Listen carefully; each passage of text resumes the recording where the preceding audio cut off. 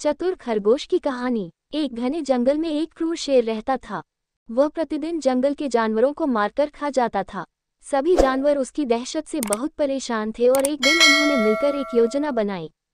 उन्होंने शेर के पास जाकर उससे कहा, हम प्रतिदिन तुम्हें एक जानवर भेज दिया करेंगे ताकि तुम्हें शिकार करने की जरूरत न पड़े।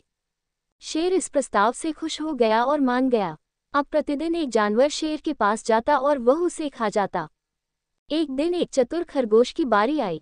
वह शेर के पास जाने से पहले सोच में पड़ गया कि कैसे वह शेर से बच सकता है। उसने एक योजना बनाई और शेर के पास जाने में देर कर दी। जब वह अंत में शेर के पास पहुंचा तो शेर बहुत गुस्से में था और उसने खरगोश से पूछा, तुम इतनी देर क्यों हो गए?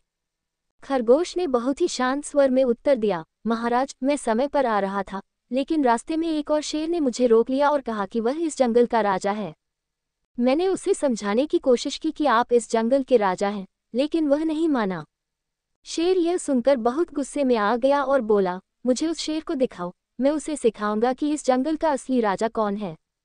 चतुर खरगोश शेर को एक गहरे कुएं के पास ले गया और बोला, महाराज, वह शेर इस कुएं के अंदर है। शेर ने कुएं में झांक कर देखा तो उसे अपनी ही परछाई दिखाई दी। उसने सोचा कि वह दूसरा शेर है और गुस्से में दहाड़ने लगा। उसकी आवाज कुएं से गूंजकर वापस आई। शेर ने उसे अपनी चुनौती समझा और गुस्से में छलांग लगाकर कुएं में कूद गया। इस प्रकार चतुर खरगोश ने अपनी बुद्धिमानी से जंगल के सभी जानवरों को शेर के आतंक से मुक्त कर दिया।